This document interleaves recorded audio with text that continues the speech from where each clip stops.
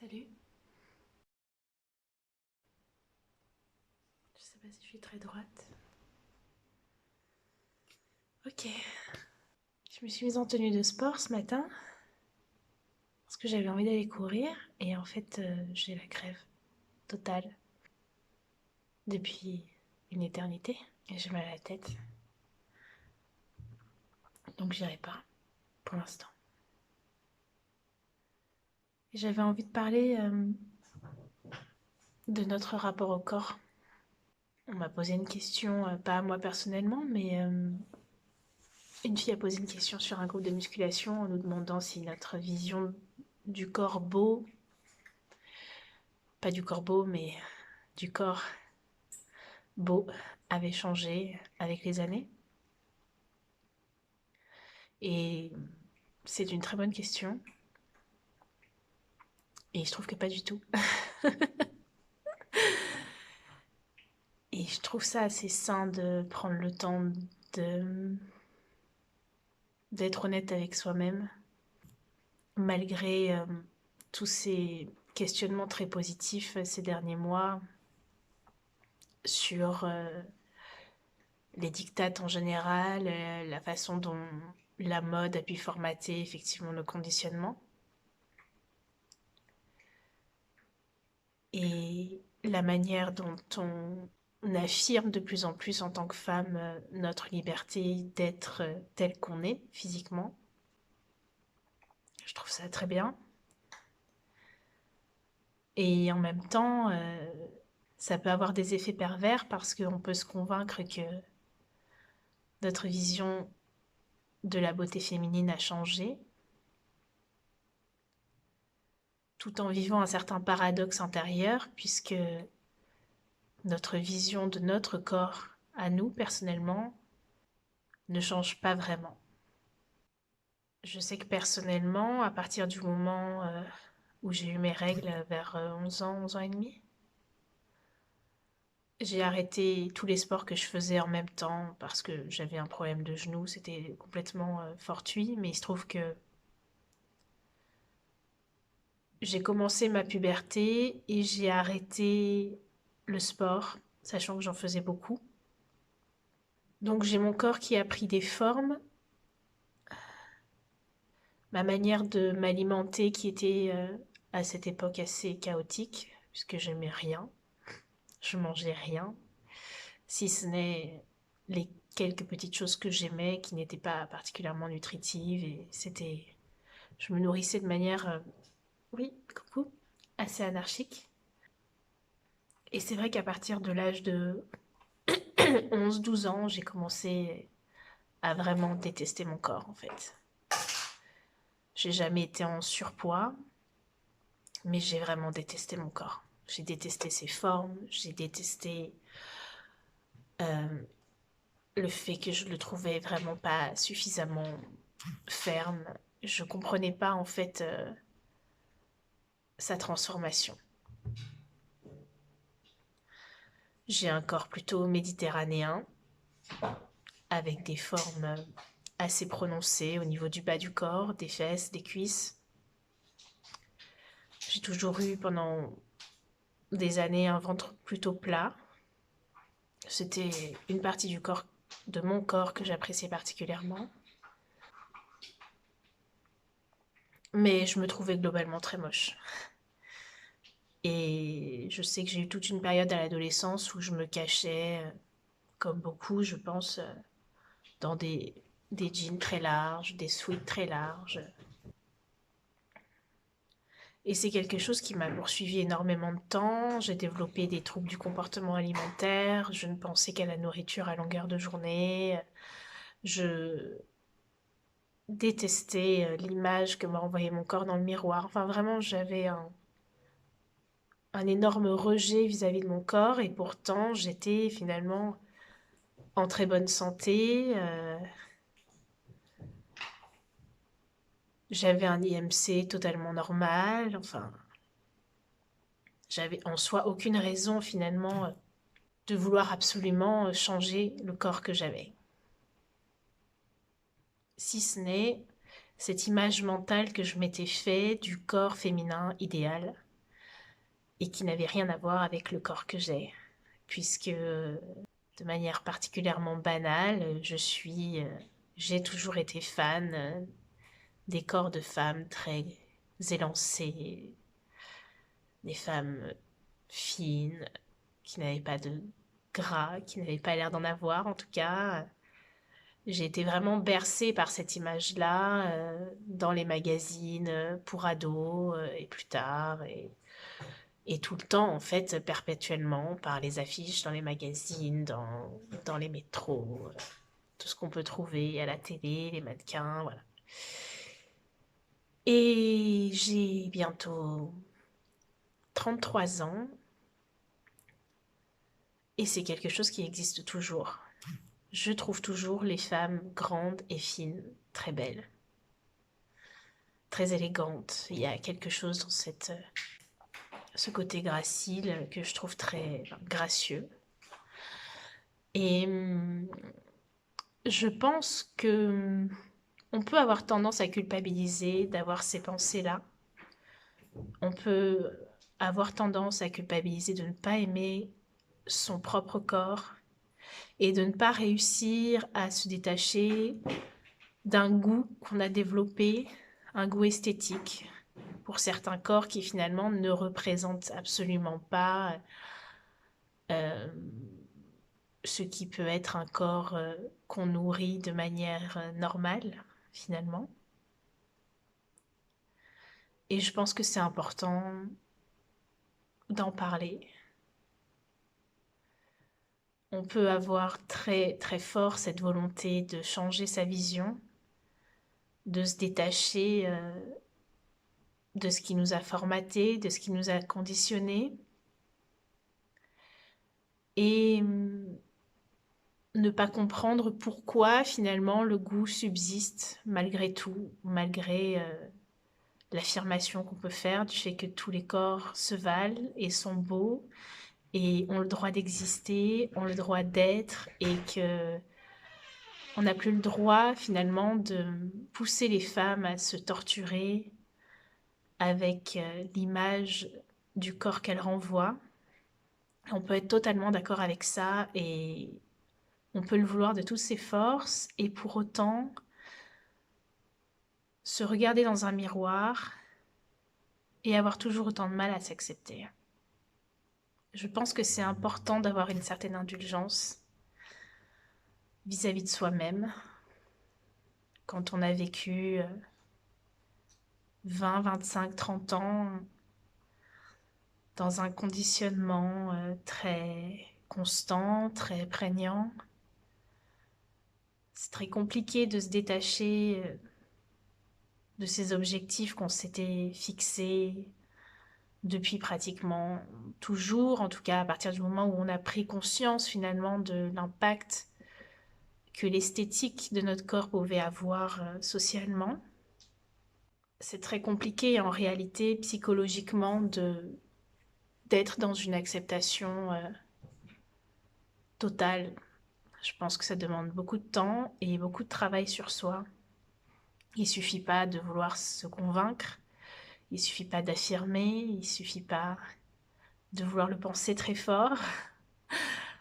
Les conditionnements, c'est extrêmement ancré dans le cerveau en réalité.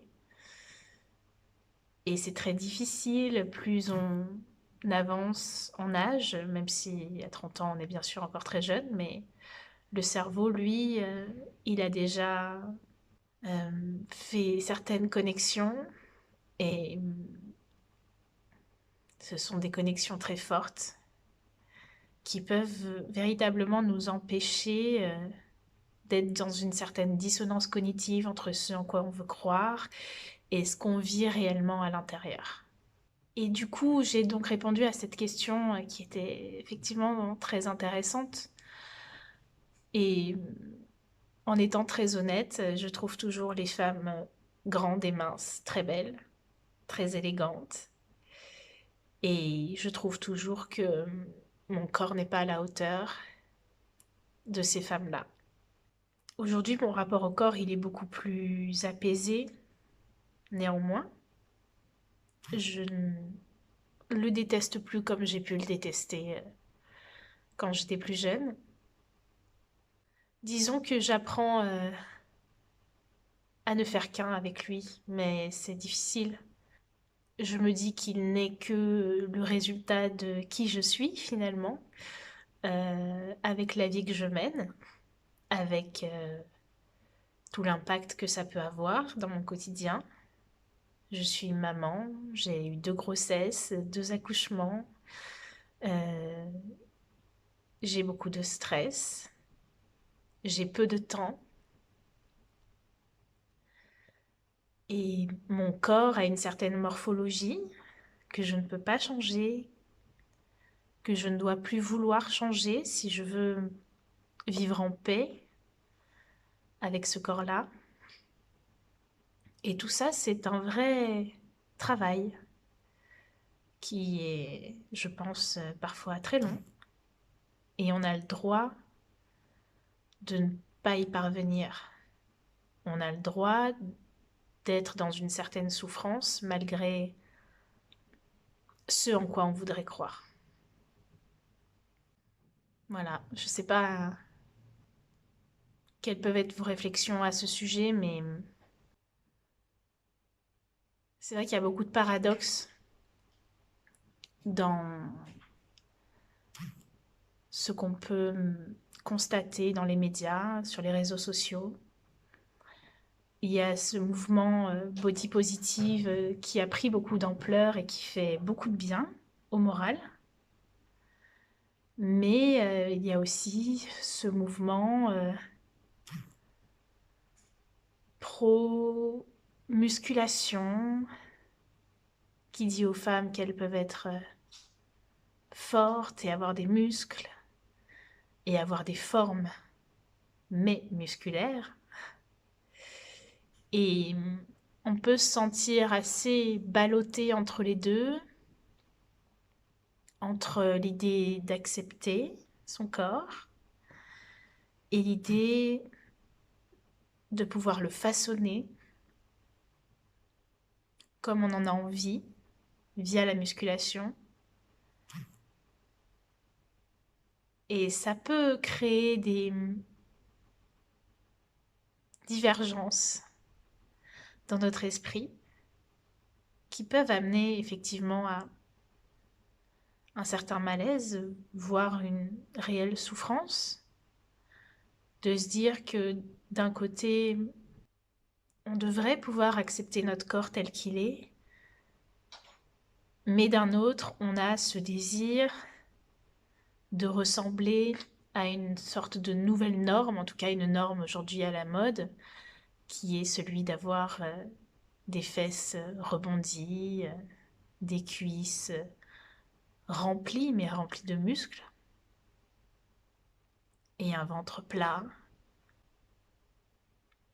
C'est très compliqué de pouvoir répondre à tout, et je pense qu'il faut réussir finalement à se détacher de tout ça. Que ce soit le body positive, que ce soit les fit girls, il faut réussir à prendre un maximum de distance et se demander finalement ce qui nous fait du bien à nous. Qu'est-ce qui nous fait souffrir, nous, personnellement, et sur quoi on doit avant tout travailler pour se sentir mieux. Et ça passe pas forcément par un régime, ça passe pas forcément par du sport, ça passe pas forcément par la muscu, ça passe pas non plus forcément par l'idée de se forcer à s'accepter. Je pense que c'est vraiment propre à chacune. Un peu de tout, probablement. Mais le point de départ n'est pas forcément le même pour toutes. Parfois, on voudrait finalement rejeter toutes ces injonctions à s'activer, faire du sport, être en forme. Et en même temps, tout en le rejetant, on a du mal à accepter de ne rien faire, de ne pas agir. Et c'est probablement parce que ce n'est pas la bonne solution. Et d'un autre côté, on aimerait répondre à cette nouvelle tendance d'être sportive, d'être solide, d'être active, d'être surtout de montrer un corps musclé, puisqu'aujourd'hui la nouvelle norme d'un corps en santé, ce n'est plus un corps mince, un corps beau, un corps acceptable. Aujourd'hui, ce n'est plus un corps très mince et longiligne, c'est un corps taillé. Alors on se dit que c'est ça la solution. En fait, on va faire du sport, on va faire de la musculation, on va devenir plus forte. Et des fois, on se lance là-dedans et on ressent un certain malaise parce qu'on se dit qu'en faisant ça, quelque part, on n'accepte pas la nature même du corps qu'on a devant soi. Donc il n'y a ni de paix d'un côté, ni de paix de l'autre. Et je pense que la solution, elle n'est ni d'un côté ni de l'autre. Elle est un peu partout en même temps et à un endroit précis pour chacune d'entre nous. Je pense que ça dépend vraiment de notre histoire à chacune, de notre vécu vis-à-vis de notre corps, de ce qu'on a pu subir, parfois des traumatismes très graves dont on ne parle pas forcément, qu'on a aussi peut-être refoulés, des remarques qu'on a pu entendre, qui nous ont fait mal à une certaine époque, de la manière dont on compense aussi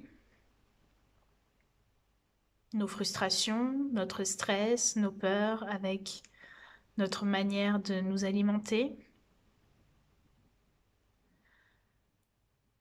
Et je pense que la solution, c'est ni de faire un régime hypocalorique,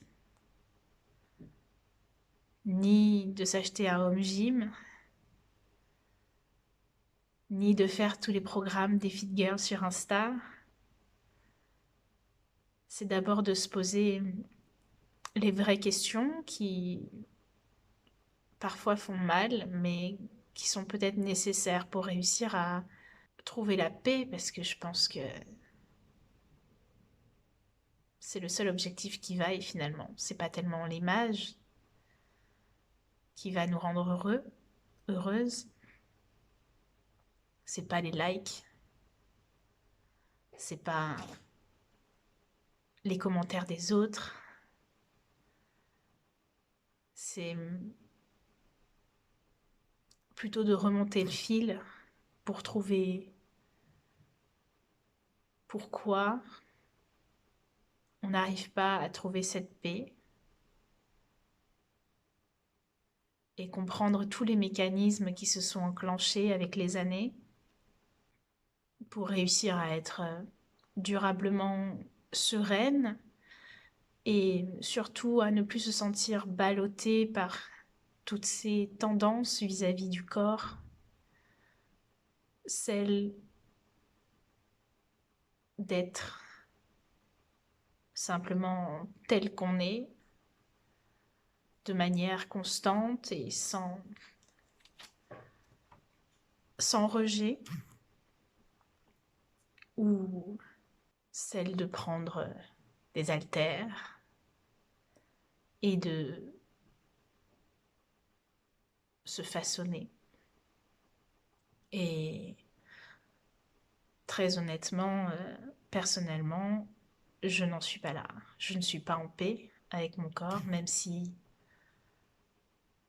comme je disais, j'ai un rapport beaucoup moins conflictuel.